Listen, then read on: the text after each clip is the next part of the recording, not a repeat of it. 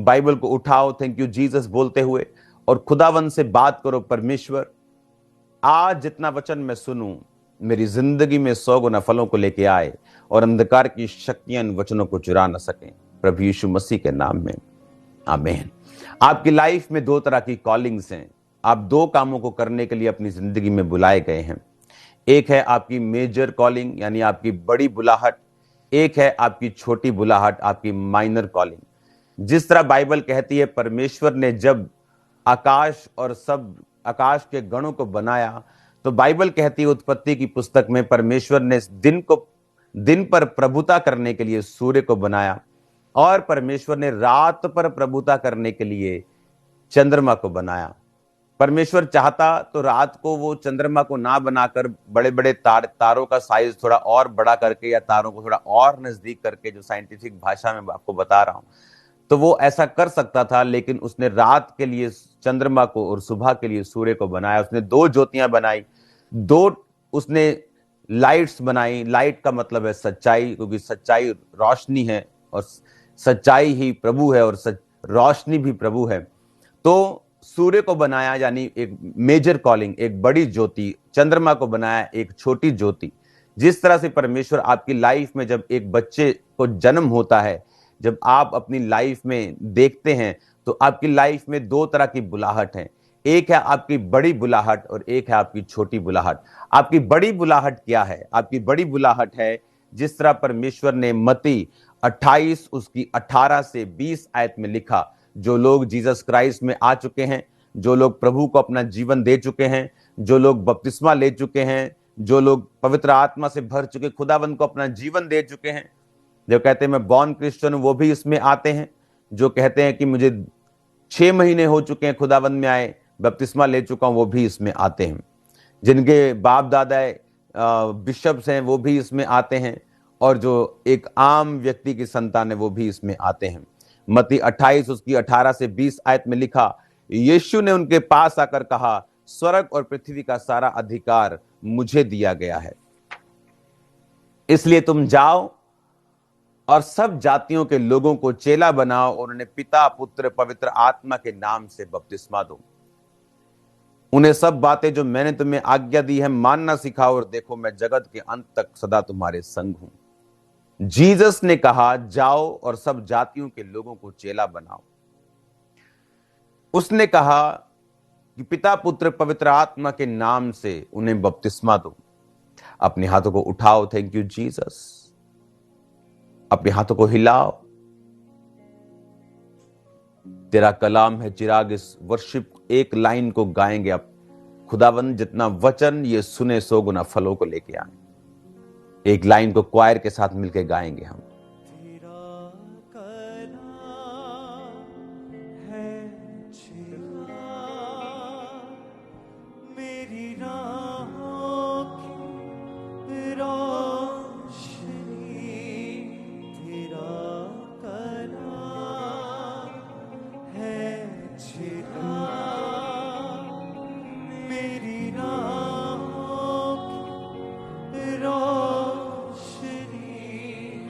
अपने दिल में मैंने इसको छिपा के रखा है।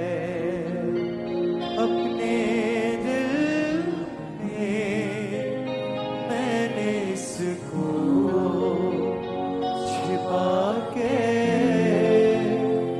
रखा है। तेरी शरीयत कभी ना जीसस, खुदा बाप तेरा वर्ड इनकी जिंदगी में 100 का 100 गुना आज फलों को लेके आए। इस वचन से इनकी शर्मिंदगियां दूर हो, इनके श्राप दूर हो खुदाबंद। तेरे जीवित नाम में आशीष के दरवाजे खुले खुदाबंद, क्योंकि मैं देख रहा हूं आत्मा में जो आज इस वचन को मानेंगे, बड़े रास्ते उनकी जिंदगियों से खुलेंगे इन जीसस नेम। आमीन आमीन हालेलुया। अब जो मेजर आपकी कॉलिंग है, एक है आपका बड़ा ट्रुथ, सूर्य की तरह बड़ी रोशनी, चंद्रमा की तरह छोटी रोशनी।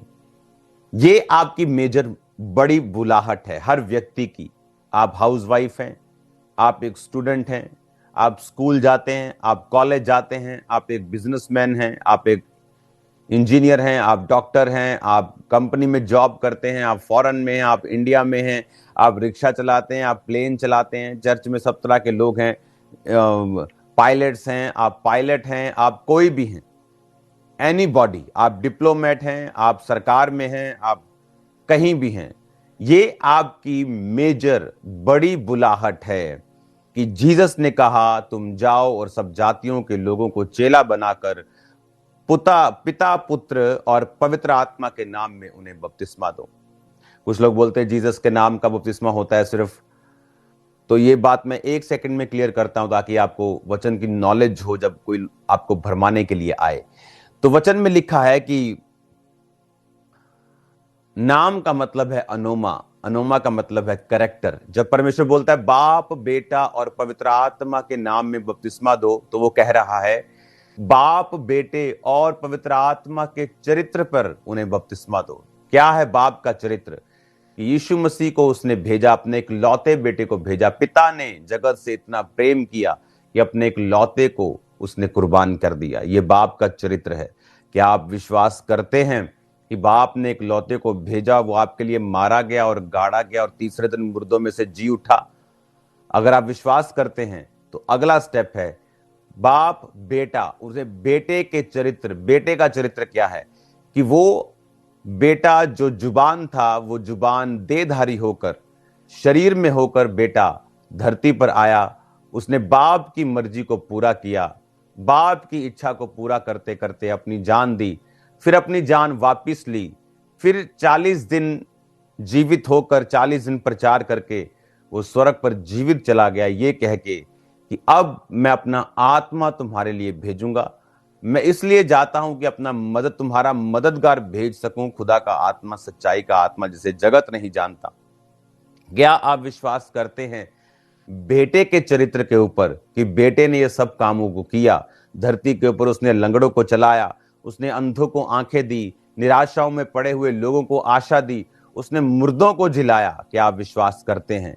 इसका मतलब आप बाप के चरित्र पे, बेटे के और पवित्र आत्मा के नाम यानी चरित्र पर बपतिस्मा देने का मतलब है कि बाप ने बेटे को भेजा, बेटा मारा गया, गाड़ा गया, जी उठा और जी उठने के 40 दिन बाद स्वर्ग चला गया।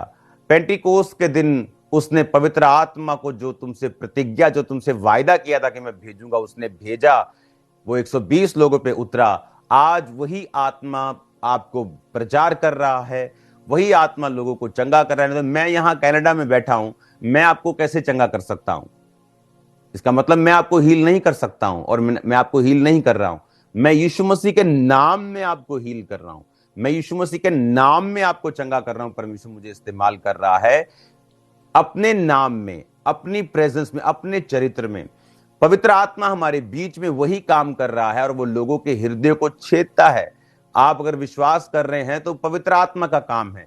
पवित्र आत्मा आपके दिलों में विश्वास को पैदा कर रहा है। इस वचन के बारे में भी जो विश्वास आपके दिल में पैदा हो रहा है, जो हीलिंग आपकी लाइफ में हो रही है, जो डिलीवरेंस हो रही है, जो छुटकारा हो रहा है, वो पवित्र आत्मा का काम है। तो जो बंदा ये विश्वास करता है बाप, बेटे और पवित्र आत्मा के चरित्र और कामों पर, जब आप बैप्टिज्म लेते हैं तो ये है बाप, बेटा, पवित्र आत्मा के नाम पर बपतिस्मा लेना। ना कि वो नाम है जो मेरा और आपका है, यीशु नाम में ही लेना, बाप के नाम में मत। लोग कंफ्यूज करने के लिए आते हैं, कंफ्यूज कभी मत होना। जस्ट आपकी नॉलेज के लिए मैंने ये वचन दिया है। तो आपकी पहली बुलाहट है कि खुदावंद के काम को करना। आप कोई भी हो, आप राजा हो, आप नौकर हो, आप बड़े हो, छोटे हो, पहला काम है आपका कि आप फोन करें अपने फ्रेंड्स को, उन्हें जीसस के बारे में बताएं। अपने रिश्तेदारों को उन्हें परमेश्वर के बारे में बताएं। अपने कोलीग्स को, क्या आपके जहां आप जॉब करते हैं, आपके कोलीग्स को पता है कि आप क्रिश्चियन हैं? और कैसे क्रिश्चियन हैं? क्या शराब पीने वाले क्रिश्चियंस हैं? क्या व्यभिचार करने वाले क्रिश्चियन हैं? या आप एक प्योर क्रिश्चियन हैं? क्योंकि वही यीशु मसीह के बारे में बता सकता है जिसकी लाइफ सेट हो। अगर आप ही की लाइफ सेट नहीं, आप यीशु मसीह के बारे में क्या बताएंगे? आपकी ये पहली बुलाहट है जिसके साथ आपकी बहुत बड़ी बरकत जुड़ी हुई है। पहली बुलाहट को पूरा करने के लिए कि यीशु मसीह का प्रचार आप सब जगह कर सकें, बाइबल कहती है परमेश्वर ने हर एक व्यक्ति को अलग बनाया है। अगर सारे डॉक्टर ही होते तो मरीज कौन होता? अगर सारे मरीज ही होते तो डॉक्टर कौन होता? सारे इंजीनियर होते तो बाकी काम कौन करता? सारे सफाई वाले होते तो बाकी काम बॉस कौन होता? अगर सारे बॉस हों तो सफाई कौन करे? स्टाफ कौन हो? परमेश्वर ने अलग अलग व्यक्ति को अलग अलग काम दिया है। और बाइबल कहती है कि वो काम जो परमेश्वर ने आपको दिया है, आप एक बिजनेसमैन हैं, वो आपकी सेकंड सच्चाई है, वो आपकी सेकंड कॉलिंग है।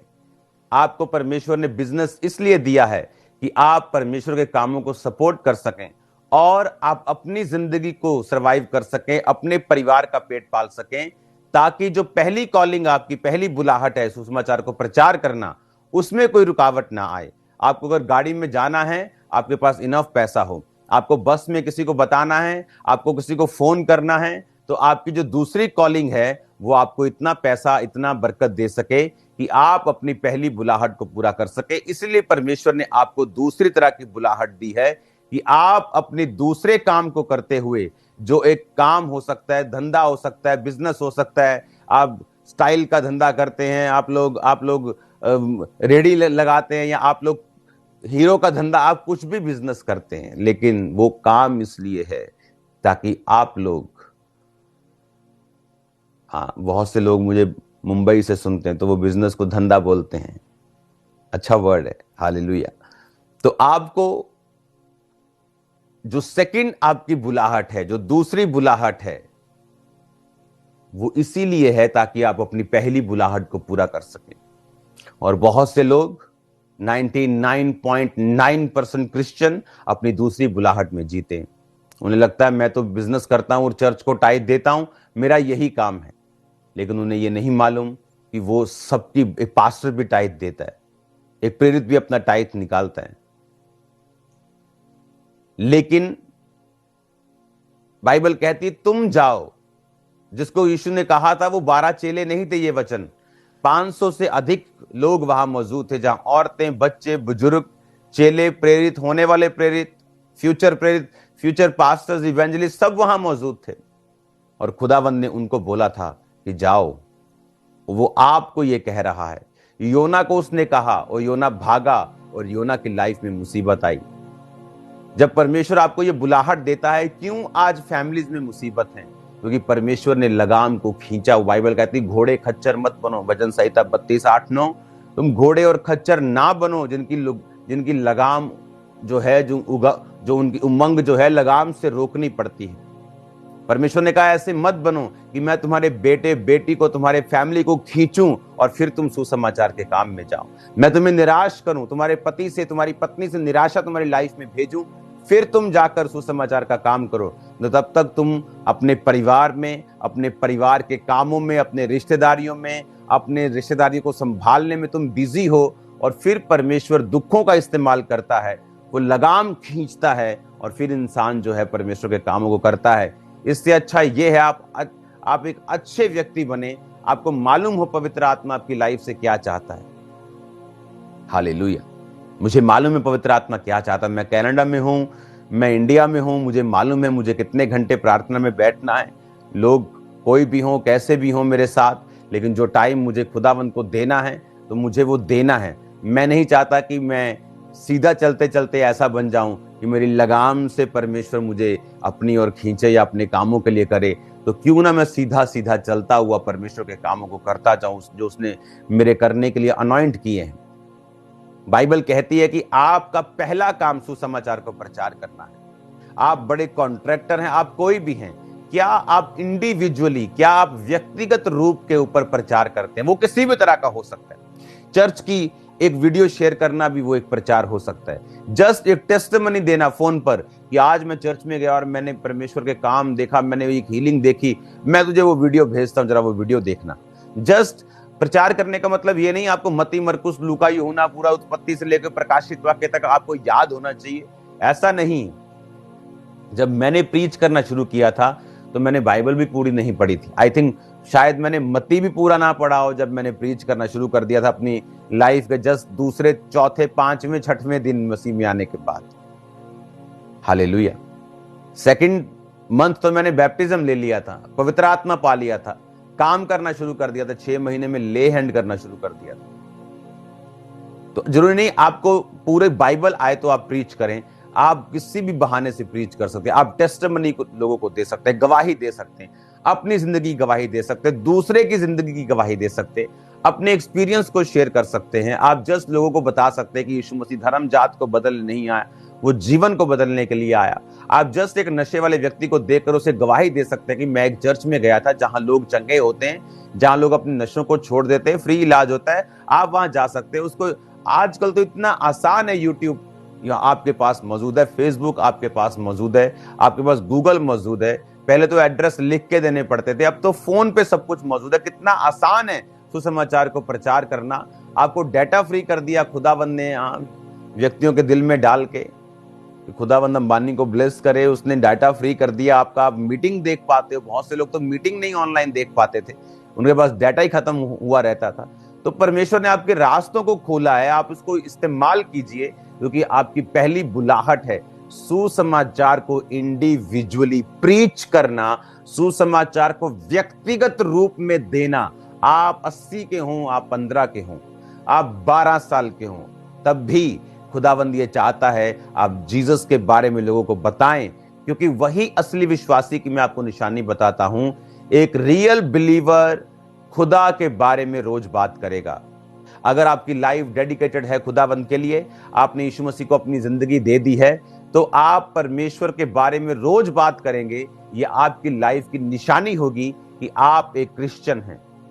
मैंने लोगों को देखा है वो क्रिश्चियन है, जस्ट ऐसी बहनों को देखा, अब सुबह उठती सारा दिन घर का काम, बच्चे को स्कूल भेजा, बड़े वाले को वहां भेजा, हाँ सारा दिन बिजी, और शाम को खाना बनाया, उसके बाद बिजी। उनके लाइफ में सुसमाचार का कोई स्थान नहीं है, इसीलिए वो अपनी लाइफ को खाली महसूस करती हैं, इसीलिए बीमारियों में घिरी रहती हैं, इसीलिए उनकी लाइफ में बहुत सारी मेंटल प्रॉब्लम्स भी हैं, साइकोलॉजिकल प्रॉब्लम्स हैं, इमोशनल प्रॉब्लम्स हैं, क्योंकि आप भूल गए अपनी पहली बुलाहट को। इस कैमरे को जो आप मेरे सामने लगाए, इसका पहला काम मुझे खींचकर आपको भेजना है। इसकी सुंदरता क्या है, ये और क्या कर सकता है, इसका मुझे कोई मतलब नहीं। अगर ये पहला काम नहीं करेगा तो दूसरा मुझे कोई मतलब नहीं है क्या करता है। आपके घरों में जब एसी लगा है गर्मियों में, तो वो ठंडक देने के लिए बनाया, वो जितना मर्जी सुंदर बाहर से दिखे, सिर्फ सुंदरता के लिए आपने उसे नहीं लगाया। अगर वो एसी काम करना बंद कर दे, आप उसे मैकेनिक के पास भेजते हैं, अगर वहां काम ना करे, वो अनट्रीटेबल हो, उसका ट्रीट ही ना हो सका, वो ठीक ही ना हो सका हो, तो क्या करेंगे? वो बनाया ही ना जा सकता हो तो उसे कबाड़ी के पास भेज देंगे। कबाड़ी फिर उसकी केयर नहीं करेगा, वो मिट्टी में पड़ा रहेगा। आज लोगों की लाइफ कबाड़ियों पर पड़े हुए सामान की तरह हो चुकी है। उन्हें लगता है खुदा मेरी केयर नहीं करता, वो मेरे बारे में सोचता नहीं। वो क्यों सोचे आपके लिए? आप उसका वचन पूरा करेंगे। परमेश्वर ने कहा तो लोगों के सामने मेरा इकरार करेगा, मैं स्वर्गदूतों के सामने तेरा इकरार करूंगा। तू लोगों के सामने मेरा इनकार करेगा, मैं स्वर्गदूतों के सामने तेरा इनकार करूंगा। हालेलुया। उसने कहा जो तू बोएगा वो तू काटेगा। एक बार एक पास्टर अपने स्पिरिचुअल फादर के पास जाता है और उसे जाकर बोलता है कि पापा मेरी लाइफ में ये प्रॉब्लम है, ये दूर नहीं हो रही। उसने कहा ओके ठीक है, तू रोजे रख, प्रार्थना कर। आज से कल से मैं रोजे रख के प्रार्थना करता हूं। उसने प्रेयर की उसके लिए, उसने भी प्रेयर की। फिर आया, कहता पापा अभी प्रॉब्लम वैसा का वैसा ही है। उसने कहा ठीक है तू और प्रेयर कर, मैं भी प्रेयर में याद रखूंगा। दूसरी बार उसने प्रेयर की, तीसरी बार फिर आया, कहता प्रॉब्लम। वो जो स्पिरिचुअल उसका फादर था वो थोड़ा दुखी हो गया, कहते क्या दिक्कत है इसमें। और जब उसने परमेश्वर से प्रार्थना की तो परमेश्वर ने बताया कि ये तेरे बारे में नेगेटिव सुनता है लोगों से, और अगर ये तेरे बारे में नेगेटिव सुनेगा और तेरे पास ही बरकत लेने के लिए आएगा तो मैं इसे बरकत कैसे दे सकता हूं। तो उसने जब चौथी बार आया, बुलाया, उसने कहा वो सब बातें उसको बताई। उसने कहा हाँ मैंने ये गलती की है, मैं आगे से ऐसा नहीं करूंगा। तो परमेश्वर ने उसके रास्तों को खोला। तो परमेश्वर जानता है हमारे दिल में क्या है, उसे मालूम है। और बाइबल कहती है कि वो लगाम से लोगों को फिर सही रास्तों पर लेके आता है। क्योंकि प्रभु को मालूम है कि जब आप सुसमाचार के रास्तों पे चलेंगे, रास्ते में आपको बरकतें मिलेंगी, आपके बच्चे सेट होंगे, आपके फाइनेंस बदलेंगे, कंडीशंस बदलेंगी, इमोशनल थिंकिंग, आपकी इमोशनल स्टेबिलिटी आपकी लाइफ में आएगी, आपकी लाइफ में बढ़ोतरी होगी, स्टैंडर्ड परमेश्वर आपके बढ़ाएगा उस रास्ते पे। लेकिन आप उस रास्ते पे चलने के लिए तैयार नहीं तो परमेश्वर लगाम खींचता है। अगर मुझे मालूम है मैं घोड़े पे जा रहा हूं, मुझे मालूम है आगे कांटेदार झाड़ियां हैं, आगे रास्ता सही नहीं है, आगे दलदल है, तो घोड़ा मेरा धगड़ धगड़ धगड़ जा रहा है, तो मुझे मालूम है अगर मुझे इसकी लाइफ बचानी है तो मुझे लगाम उसके नाक पे अटैच होती है। तो जब लगाम खींचते तो वो पेन करता है उसको, जब वो पेन करता है तो फिर वो जिधर खींचते हैं तो उधर को निकलता है। उसे मालूम है अगर मैं नहीं जाऊंगा तो ये और पेन करेगा। तो गॉड कई बार पेन को अलाउ करता है आपकी लाइफ में ताकि आपको सही दिशा में लेके जा सके। और अगर उस पेन से भी हम नहीं समझते तो परमेश्वर हमें खुला छोड़ता है, हम जहां जाना चाहते फिर जा सकते हैं। हालेलुया। बाइबल कहता है वो पुत्र बनाकर कोड़े लगाता है। लेकिन अगर हम नहीं समझते, अगर हम खुदा के उन इंस्ट्रक्शंस को और उन दी हुई सारी लगामों को भी नहीं समझते तो फिर परमेश्वर हमें छोड़ देता है, फिर वो हमारे हाल पर हमें छोड़ता है। हालेलुया। इसलिए परमेश्वर ने कहा जब तुम पवित्र आत्मा के शब्द को सुनो तो अपने मनों को कठोर ना करो। जब तुम पवित्र आत्मा के शब्दों, कौन बात कर रहा है आपसे? पवित्र आत्मा। कहता उसके शब्द को सुनो तो अपने मन को कठोर ना करो जिस तरह इस्राएलियों ने किया और बहुत से नाश हो गए। क्या आज आप लोग सुसमाचार देने के लिए जा रहे हैं या नहीं? क्या आप अपनी ऑफिस में बैठे बैठे आप फोन पे सुसमाचार दे रहे हैं कि नहीं? क्या आप अपनी फेसबुक के ऊपर सुसमाचार को शेयर कर रहे हैं या नहीं? क्या आप अपने अकाउंट सोशल मीडिया के ऊपर परमेश्वर के सुसमाचार को शेयर कर रहे हैं नहीं? क्या आप, बड़ी मीटिंग है, क्या आपने कभी पोस्टर्स को शेयर किया कि आओ मीटिंग में अटेंड करना है? क्या आपने कभी टेस्टिमनी को शेयर किया कि ये देखो चर्च में परमेश्वर ने कैसे लोगों को चंगा किया? क्या आपने कभी वचन को शेयर किया, देखो परमेश्वर का आत्मा आपसे क्या बात कर रहा है? नहीं। इंडिविजुअली, व्यक्तिगत रूप में आपको परमेश्वर का वचन कल्ले कल्ले ने देना। पंजाबी च तुसीं देना कल्ले ने, ताडे न्याणे, ताडे मुंडे, ताडी कुड़ी ने नहीं देना। आमीन। उसने कहा व्यक्तिगत रूप से तुम मेरा वचन दोगे, तुम जाओ, तुम जाओ। उसने ये नहीं कहा तुम्हारे परिवार में से कोई जाए, उसने कहा तुम जाओ, सब जातियों के लोगों को चेला बनाओ, उन्हें बाप बेटा पवित्र आत्मा के नाम में बपतिस्मा दो, जो बातें मैंने तुम्हें आज्ञा दी है मानना सिखाओ। तुम जाओ। स्वर्ग और पृथ्वी का अधिकार जीसस ने कहा मुझे दिया गया। बीमारियों के ऊपर मुझे अधिकार है, दुष्ट आत्माओं के ऊपर मुझे अधिकार है। जाओ तुम बेफिक्र होके, बेधड़क होके। हालेलुया। उसने कहा पवित्र आत्मा तुम्हें बता देगा तुमको क्या बोलना है। मत डरो तुम क्या बोलोगे, मत डरो तुम्हारा बॉस क्या कहेगा। जो आत्माएं लगता है देखने में बहुत भारी हैं और ये नहीं बचेंगी, वो झट बच जाती। आप इंटरनेट में कोई वीडियोस देखना, एक छोटा सा पत्थर एक बड़े पत्थर के नीचे मिट्टी में बसता है तो पूरा पत्थर लुढ़क जाता है। लेकिन कई बार आप बड़े बड़े पत्थरों से एक छोटा सा पत्थर जो चट्टान के ऊपर फंसा हुआ है, आप उसको मारेंगे वो निकलता नहीं। कई बार आपको लगता है कि ये तो मैं 2 मिनट में बचा लूंगा इसको, लेकिन उस दोस्त को बचते टाइम लग जाता है। और आपको लगता है कि नहीं ये तो बड़ा MP MLA, ये कहां बचेगा, और झट आप वचन देते हैं और वचन काम करता है। बाइबल कहती तू नहीं जानता कौन सा बीज फल लेके आएगा, सुबह भी बीज बो, शाम भी बीज बो, तू नहीं जानता कौन सा बीज फल लेके आएगा। हालेलुया।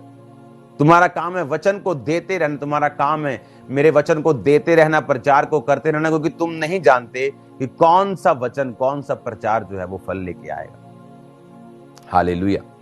और परमेश्वर ने कहा व्यक्तिगत रूप से तुम्हें निकलना है। वो कोई भी माध्यम हो, वो फोन हो, वो जाकर सुसमाचार प्रचार करना हो, वो अपने दोस्त को बताना हो, अपने लोगों को, अपने मोहल्लों को बताना हो। हालेलुया। कितने चर्च में लोग हैं आपको मालूम? इतने लोग हैं चर्च में, अमीर में लोगों की बात कर रहा हूं, जो अपने मोहल्लों के बाहर टेम्पू खड़ा कर सकते हैं कि चलो मैं आपको फ्री चर्च में लेके चलता हूं। जो इस दुनिया की सबसे बड़ी चर्च साउथ कोरिया में है, कैसे बचे उसके पास्टर? एक औरत आई और बोला वो बीमार था क्योंकि उसका दादा और उसका फादर सेम बीमारी से, टीबी से मर गए थे, और तब टीबी का इलाज नहीं था 1950 के करीब, और उसको सेम टीबी हुई और ब्लीडिंग शुरू हुई, और वो 6 महीने उसके पास थे डॉक्टर के मुताबिक। और एक सिस्टर आके, जो एक कुंवारी को लड़की आके बोलती है, आप इस वचन को सुने, आप बाइबल को पढ़ें। उसने कहा, नहीं, मैं बौद्ध धर्म में बिलीव करता हूं, मैं तुम्हारी बाइबल में बिलीव नहीं करता हूं, मैं नहीं पढ़ सकता। वो लड़की रोने लगी और प्रभु से प्रार्थना करने लगी, और वो सोच रहा है कि ये लड़की क्यों रो रही है। अच्छा ठीक है, रो मत, तू मुझे दे दे बाइबल। और लड़की के बोलने से बाइबल पकड़ी, और घर जाके जब पढ़ी, और मत्ती में जब वो वचन पढ़ने लगा कि जीसस ने हील किया, जीसस ने हील किया, जीसस ने हील किया, उसको गर्माहट महसूस हुई और उसकी बॉडी चंगी होनी शुरू हुई, और वो पास्टर बन गया। Hallelujah, hallelujah. और खुदा का काम देखो, जो खुदावंद आपकी लाइफ से चाहता है। कई बार लोगों को, बाइबल कहती है, आग में से झपट कर लोगों को निकालना पड़ता है, जबरदस्ती लोगों को निकालना पड़ता है। अब लोगों से ये एक्सपेक्ट मत करो कि लोग खुद, कई बार किराया खर्च के चर्च में चले, जब जैसे आपके बताने से कि चलना चर्च, हाँ चलेंगे, चलो जी, काम नहीं बढ़िया, अपना काम खत्म किया, अहीं कितनी फॉर्मेलिटी पूरी। जैसे कोई बोलता है ना, हाँ पाजी खा लो, उसने मालूम है यार ये तू फेक पूछ रहा है, नहीं कोई नहीं, चलो जी पूछ लिया, मेरा वो कहते हैं ना कि मोरली में ठीक हो गया हूं। वैसा नहीं ठीक बनना। अपने, अगर आपके पास पैसा है, पैसा की लखपति होने की जरूरत नहीं है। अगर आप 2000 रुपया एक संडे का खर्च सकते हैं, अपने मोहल्लों के बाहर टेम्पू खड़ा कर दो, लोगों को इनवाइट करो कि बड़ा मीटिंग है, फ्री चलते हैं, चलो आओ। मैं आपको दावा करता हूं, एक दिन वो खाली आएगा, दूसरे हफ्ते खाली आएगा, चौथे हफ्ते खाली आएगा, लेकिन 10वें हफ्ते आपको 2 ट्रक करने पड़ेंगे यीशु मसीह के नाम में। लेकिन क्यों? लेकिन हम बोझ उठाने के लिए तैयार नहीं, और इसीलिए परमेश्वर ने हमारी लगामों को सब तरफ से खींचा हुआ। उसने बेटे की अलग से खींची हुई, वो पाप में, बेटी की अलग तरफ से खींची, फाइनेंस की अलग तरफ से खींची, जबकि ऐसा नहीं होना चाहिए। खुदा ने कहा, मैं तेरे हाथों के कामों पर बरकत दूंगा, इतना तेरे को दूंगा, रखने की तुम्हारे पास जगह नहीं होगी, तो मैं तुम्हें राजाओं के सामने खड़ा करूंगा, राजा तेरे अरोन के प्रताप के लिए आएंगे। परमेश्वर ने कहा, उसने आपको वो परिवार देगा, वो आशीषित सब कुछ करेगा। परमेश्वर ने कहा, तुम्हारा वंश बचाया जाएगा। लेकिन हमने कभी सुसमाचार को प्रीच नहीं किया जेन्युइनली। क्या दिक्कत है अपने मोहल्ले के बाहर अगर आप टेम्पू खड़ा कर देंगे 25 लोगों का तो। और मैं आपको बता रहा हूं, आप 10 हफ्ते उनका किराया खर्चेंगे, 11वें हफ्ते वो खुद कहेंगे, भाई साहब हम खुदा के घर में जा रहे हैं, आपको किराए की जरूरत नहीं, हम भर देंगे। उनको छोड़ दो, फिर दूसरा करो, फिर तीसरा करो, चौथा करो, 5वां करो। देखो किस तरह से सुसमाचार की आग लगती है। लेकिन हम बोझ उठाने के लिए तैयार नहीं। हम मुंह उठाते हैं, अकेले चले आते हैं। खामरा चर्च भरा पड़ा, आपको मालूम है, ब्रांचें भरी पड़ी। मैं गैदरिंग बुलाने के लिए नहीं कह रहा, आपको मालूम है ये बात, गैदरिंग की कोई कमी नहीं खामरा चर्च। कनाडा में आ जाओ तो यहां कमी नहीं, आप इमेजिन करो तो वहां पे क्या होगी। हालेलुया। यहां पे सरकार के एक बंदे से मैं मिल गया हूं 1 हफ्ते के अंदर। और अभी भी आप जो ओंटारियो है, जो अब टोरंटो, जहां ओंटारियो जो उसका सूबा जैसे आप बोलते हो, स्टेट बोलते हो, अब उनके मुख्यमंत्री से एक मेरी मीटिंग होगी। तो परमेश्वर तो आपको बोल रहा है आपको क्या करना है, लेकिन हमने कभी ध्यान नहीं दिया। हमने कभी ये नहीं समझा कि ये लोग जो मरे हुए हैं, हमें कई बार इनको धक्का देकर इनको आगे करना पड़ेगा। कुछ लोग ऐसे होते हैं, आपको उन्हें उठा कर लाना पड़ेगा। आप अगर रास्ते में जाएं, गाड़ी पे जाएं, तो एक बंदा आपको सड़क पर एक्सीडेंट हुआ मिले, आप उसे पूछे, होर जी की हाल चाल है, ठीक हो, ले जाऊं हॉस्पिटल तनु, चलो कोई नहीं, आप निकल जाएं। आपने पूछ भी लिया, मोरली ठीक भी हो गए, ऐसा नहीं चलेगा। एक दिन मैं, चलो बाद में बात करूंगा वो वाली, अभी ध्यान से सुनना। आपके आसपास जो मोहल्लों में लोग हैं, वो क्या हैं? वो स्पिरिचुअली मरे हुए लोग, डेड लोग हैं। आपको उनको पकड़ना पड़ेगा, उसने कहा, जीसस ने कहा पतरस को, मैं तुम्हें मनुष्यों का मछुआरा बनाऊंगा। कभी मछली पकड़ते देखा है लोगों को? आप सीधा हाथ ऐसे पानी में डाल के मछली नहीं पकड़ते। एक दोस्त अपने दोस्त के घर गया और वहां पे लोग मछली पकड़ रहे थे, और जब सुबह का गया वो दोस्त के घर से, शाम को निकला तो बद्दे अभी भी कहीं खाली थे। तो उसने कहा, ये खाली क्यों अभी तक? कहता, ये टूरिस्ट है, इनको मालूम नहीं यहाँ की मछली को मक्खी पसंद है। तो उसने अंदर से रॉड डाली, मक्खी लगाई, मक्खी डाली, मछली बाहर। सब देख रहे कि ये क्या हो गया। तो आपको मालूम होना चाहिए मछली को कैसे पकड़ना है। उसने कहा, मैं तुम्हें मनुष्यों का मछुआरा बनाऊंगा, तुम्हें मनुष्यों को पकड़ना भी आना चाहिए। आपको मालूम है आपके गली मोहल्ले के लोग हैं, आपके गांव के लोग हैं, वो कैसे आएंगे? कुछ फाइनेंशियली ट्रबल में है, कुछ को निकलना मुश्किल है, कुछ अपने आप सोचते कहां जाएंगे, कौन सा एड्रेस है, पहले कौन सी बस पकड़ेंगे, पहले गाड़ी में कहां जाएंगे। जस्ट बोलो, कुछ नहीं करना बहन जी, यहां एक 5 स्टार ट्रक लगा है, सुंदर सी दरी बिछी है, आ जाओ चलें। उनके लिए आसान है। एक दिन मुश्किल उनको लगेगा, दूसरे दिन मना करेंगे, 10वें दिन मना नहीं करेंगे। एक दिन वो आएंगे। आपको लोगों को बचाना होगा, क्योंकि आपकी जिम्मेवारी है। वचन कहता है कि जब एक लाश मिलेगी तो उस लाश के पास जो जीवित व्यक्ति होगा उससे पूछा जाएगा कि इस लाश का लेखा मुझे दे। आपके आसपास कितनी लाशें हैं जो आत्मिक रूप से लोग मरे हुए हैं, तो उनको बचाना किसने है? आप लोगों ने। क्या आप में इतने भी समझदार लोग नहीं हैं जो अपने मोहल्ले, अपने नगर, अपने अपने अपने जगहों के ऊपर, अपने कस्बों के ऊपर, अपने नगरों के ऊपर, अपने अपने गांव में, अपने एरिया में, अपनी कॉलोनी में वो गाड़ियां सर्विस करिए कि आओ भाई, फ्री सर्विस है, आओ चलें। देखो कैसे लोग बचते हैं, देखो कैसे लोग बेदारी आती, किस तरह से लोग बचाए जाते हैं। आप लोगों को उनके हाल पे मत छोड़ो। हालेलुया। क्योंकि आप चर्च में, जब हम लाखों लोग संडे इकट्ठा होते हैं, तो इसका मतलब आप कोई जगह नहीं है जहां, जिस गांव से आप नहीं आते, पंजाब का कोई कोना नहीं है जहां से आप नहीं आते। तो क्या आप अपनी ड्यूटी को पूरा कर रहे हैं? मैंने लोगों को देखा है कि जब लोगों ने सेवा करनी शुरू की, लोगों को लेके आना शुरू किया, खुदा ने बरकत दी। टेस्टिमनीज आती हैं कि हम 10 साल से प्रार्थना कर रहे हैं, काम नहीं हुआ, लेकिन जैसे हमने लोगों को लाना शुरू किया, काम होना शुरू हुआ।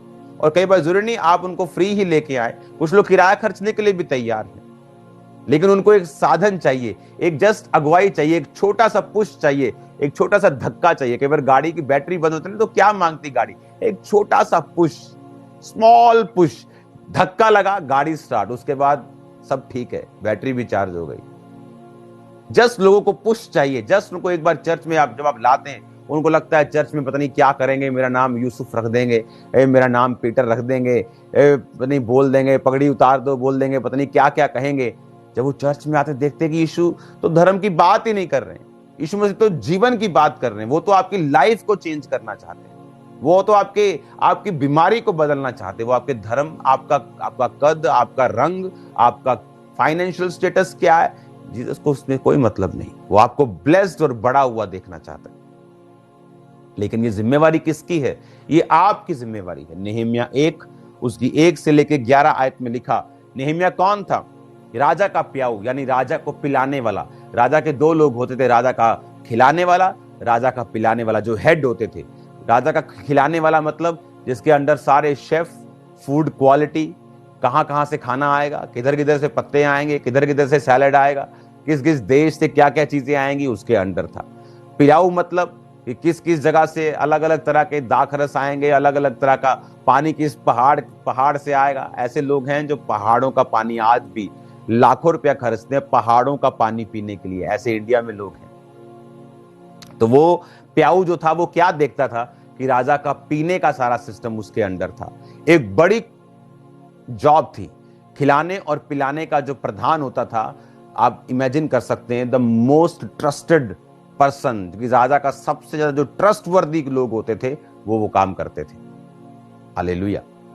तो नेहम्या जो राजा का ट्रस्टवर्दी था, बाइबल कहती है हकल्या के पुत्र नेहम्या के वचन, 20वें वर्ष के किसलेव नामक महीने में, जब मैं शूशन नामक राजगढ़ में था, तो हनानी नामक मेरा एक भाई यहूदा से आए हुए कई एक पुरुष आए, तब मैंने उनसे बचे हुए यहूदियों के विषय में जो बंधुआई से छूट गए थे और यरूशलेम के विषय में पूछा।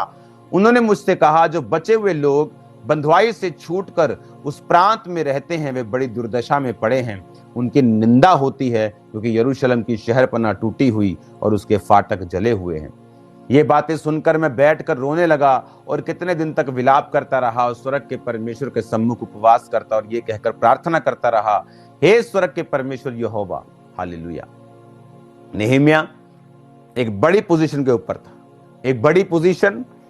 और बाइबल कहती है उसने जब देखा कि मेरा उसका भाई और यहूदा से आए हुए उसका एक भाई और यहूदा से आए हुए पुरुष जो थे उसके पास आकर बोलते हैं कि वहां बड़ी दुर्दशा है, उनकी निंदा होती, यरूशलेम की शहरपनाह टूटी, उसके फाटक चले। यरूशलेम खुदा का शहर बोलते है ना, यरूशलेम खुदा का शहर। हाँ, इसका सॉन्ग आप सुनते हैं कई बार कि खुदा का शहर, उसके शहरपनाह कैसे टूटी हो सकती, उसके फाटक जले हुए कैसे हो सकते। एक जेलसी होनी चाहिए आपके अंदर खुदाबंद के कामों के लिए। मरे हुए मत रहो, जीवित हो के भी मुर्दा मत रहो। एक मरा हुआ व्यक्ति जो है ना, जिसकी जेलसी मर चुकी है खुदाबंद के लिए, वो एक मुर्दे से भी बदतर है, पापी से भी बदतर है। इसके लिए खुदाबंद के लिए कोई जेलसी नहीं कि उसके मोहल्ले में अगर क्रिश्चियन लोग भी हर तरह के गलत काम कर रहे हैं, वो लंगर प्रसादों में पड़े, कोई जेलसी नहीं आपके अंदर।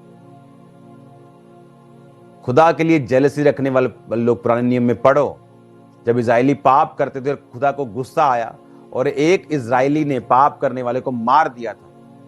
जब बाइबल कहती है गुनाह ना कर, कत्ल ना कर, तो भी परमेश्वर ने कहा तूने जो किया अब मैं तुझे अगुआ बनाऊंगा। अब हमें मारने के लिए तो परमेश्वर नहीं कहता, क्योंकि अब ये हमारा युद्ध आत्मा से है, आत्मिक शक्तियों से है, आत्मिक युद्ध है। तो हमें गुनाहों को मारना है, बोलना है इनके खिलाफ, गुनाहों के खिलाफ, लोगों के खिलाफ नहीं। हालेलुया। तो नेहम्याह ने जब देखा कि फाटक जले, शहरपनाह टूटी है, अपनी जॉब को खतरे में डालकर राजा के सामने उदास मन से गया।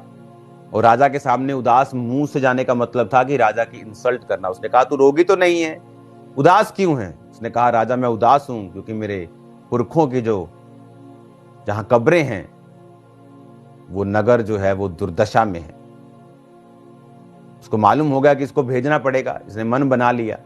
रानी पूछती रही कब आएगा कब आएगा, उसने कहा आ जाऊंगा, और वो गया और उसने काम शुरू किया। वहां के जो लोग थे, खासकर अमीर लोग, वो कतराते थे सेवा करने के लिए। उनके बिजनेस थे, उन्हें लगता था सेवा करेंगे तो कोई पॉलिटिकली पंगा ना हो जाए, कुछ पॉलिटिकली लोग हमारे खिलाफ ना हो जाए, धंधा बंद हो जाएगा, बिजनेस पे कोई इफेक्ट ना पड़े। तो नेहम्याह ने उन्हें डांटा। अपने भाइयों से ब्याज लेते थे, नेहम्याह ने डांटा। काम नहीं करते, नेहम्याह ने डांटा। उन्होंने एक किया और काम किया। 52 दिन के अंदर परमेश्वर ने शहरपनाह को बनाया। मिल के काम किया, याजकों ने काम किया, लोगों ने काम किया। एक तलवार एक हाथ पे वो कांडी लेके काम किया। एक हाथ से बनाते थे, एक हाथ से रक्षा करते थे। उन्होंने काम किया, दिन रात काम किया। नेहम्याह ने सारी गलतियां जो हो रही थी उनको दूर किया। लोग टाइट पे नहीं करते थे। खुदा के भवन में जो सेवा करने वाले लोग थे उन्हें तनख्वाह नहीं मिलती थी और वो अपने अपने कामों में भागते थे, खुदा का काम छोड़ते थे। उसने काम किया। हालेलुया। आप क्या काम कर रहे हैं? क्या आप ऐड कर रहे हैं खुदा के घर में या माइनस कर रहे हैं, सबट्रैक्ट कर रहे हैं? आप ऐड कीजिए परमेश्वर के घर में, काम कीजिए, वो कीजिए जो आपने पहले कभी नहीं किया। ऐसा स्टेप लीजिए जो आपने पहले कभी नहीं लिया। फिर देखो होता क्या है। परमेश्वर मैं महसूस कर रहा हूं, मैं आपको बता रहा हूं अनॉइंटिंग को। मैं स्पिरिट में जो देख रहा हूं, आपके वेज जो है खुदाबंद ओपन करेगा, आपके रास्ते खोलेगा। क्योंकि अनॉइंटिंग को महसूस करो राइट ना अपनी बॉडी के ऊपर, और मैं देख रहा हूं खुदाबंद बड़े रास्ते आपकी लाइफ में खोलेगा। लेकिन आपको काम करना होगा। पौलुस ने कहा वो कलीसियाएं ब्लेस्ड जिन्होंने काम किया है, जिन्होंने बोया है, जिन्होंने दर्शन में सहायता की है। खुदा तुम्हारी घटियों को महिमा सहित पूरा करेगा, महिमा सहित, बेइज्जती सहित नहीं। कई बार लोगों को जरूरत होती तो वो जब मांगते 10 जगह से उनकी बेइज्जती हो के मिलता है। खुदा कहता है जब तुझे जरूरत होगी मैं महिमा सहित दूंगा, इंसल्ट नहीं होगी, तेरी ग्लोरीफाई होगी, तू ग्लोरीफाई होके मेरी मदद को लेगा। आमीन आमीन। मदद सब ले लेते हैं, लेकिन कईयों को इंसल्ट हो के मिलती, लेकिन खुदा कहता तुझे इंसल्ट होके नहीं, जो ग्लोरीफाई होके मदद मिले। आमीन। तारीफ करो जोर से जोर से जोर से जोर से। Hallelujah hallelujah. अब आपको ये बात समझनी है कि मैं इंडिविजुअली व्यक्तिगत रूप से क्या कर रहा हूं। नehemiah एक हाईएस्ट पोजीशन को छोड़ सकता है, कंफर्टेबल पोजीशन को छोड़ सकता है, ऐसी जगह जहां उसको अपनी जान का डर था। बहुत से लोगों ने, क्रिश्चियन लोगों ने भी पैसा लेकर उसे मरवाना चाहा। आप देखते जब आत्मा का काम करते हैं तो क्रिश्चियन लोग जो सेवा करते हैं वो भी कई बार खिलाफ बोलते हैं। सदूकी और फरीसियों को आपने देखा होगा, पूरे कपड़े डाल डालकर जो रहते थे वो भी खिलाफत करते पवित्र आत्मा के कामों की। क्यों? क्योंकि आप कुछ ऐसा कर रहे हो जो शैतान को पसंद नहीं, आप कुछ ऐसा बना रहे हो जो शैतान को पसंद नहीं। हालेलुया। आपको ये बात में ध्यान रखना है, आपको व्यक्तिगत रूप से जाना है और खुदावंद आपको बरकत देगा। और आपको लोगों को पुश करना है। जब भी आप लोगों को देखें, ऐसी मारुति कार के समान देखें जिसकी बैटरी खत्म हो गई, बस लोगों को देख के आपको लगना चाहिए कि बस एक धक्का लगाना है। जिस दिन वो चर्च आ गया, एक बार आप, 2 बार आप, 3 बार लोगों को ले आए, 7 बार ले आए, उसके बाद आप फ्री हो, वो अपने आप आते रहेंगे चर्च में। अगर नहीं भी आएंगे, उनको मालूम होगा खुदावंद का वचन क्या कहता है, सच्चाई क्या है, वो आएंगे परमेश्वर के पास। हालेलुया। आप जहां भी हो, जिस देश में हो, जिस स्टेट में हो, जिस हालत में हो, आपको सुसमाचार देना है। आप बेड पे क्यों ना हो, डॉक्टर ने बोला 3 महीने तेरे प्लास्टर लगाया, चलना नहीं, फोन पे सुसमाचार, कोई एक्सेप्शन नहीं, कोई एक्सक्यूज नहीं, आपको देना है, आपको देना है। यह आपकी मेजर बुलाहट है। खुदावंद आपको उस रास्ते पे लेके जाना चाहता है जहां उत्तम पदार्थ आपके लिए पड़े हैं। वो आपकी हेल्प करना चाहता है, आपको बरकत देना चाहता है। बस ये तरीका ये है बरकत लेने का, तरीका और कोई नहीं। मैं आपको तरीका बता रहा हूं, खुदावंद को लालच नहीं, किसी चर्च को, मुझको लालच नहीं, खुदावंद का तरीका बता रहा हूं ताकि आप बरकत को पा सके, आपके रास्ते वैसे खुले जैसे आप चाहते हैं। लोग मैंने देखा है चर्चिस में जाते, जैसे 20 साल पहले कंडीशन थी आज भी वही है, 10 साल पहले भी, 20 साल पहले भी किराए के घर में, फॉरेन में जाके भी किराए के घरों में 20 साल से रहते हैं, क्योंकि ताइथ नहीं बोते, बोना नहीं है उनकी लाइफ में, वचन नहीं है उनकी लाइफ में। ऐसा नहीं होना चाहिए। आपको बेटर होना है, आगे बढ़ना है। ये हो सकता है अगर आप सुसमाचार की सेवा में हैं, अगर आप बोने की सेवा में हैं, अगर आप प्रेयर में हैं, अगर आप फास्टिंग में हैं। हालेलुया। मेरा विश्वास है आप व्यक्तिगत रूप से इस वचन को लेंगे। मेरा विश्वास है कि आप इसको सीरियसली लेंगे और ढीठ नहीं होंगे इन जीसस ने। अपने हाथों को उठाओ मेरे साथ राइट नाउ, क्वायर के साथ मिलके एक सॉन्ग गाओ, छुटकारा छुटकारा छुटकारा। और जैसे ही आप ये सॉन्ग को गाएंगे खड़े होकर, खुदावंद का रूह आज आपको छुटकारा देगा।